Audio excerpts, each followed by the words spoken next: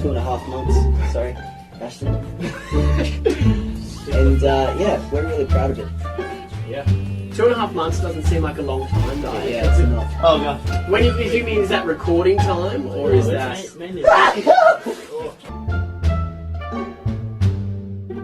Okay, the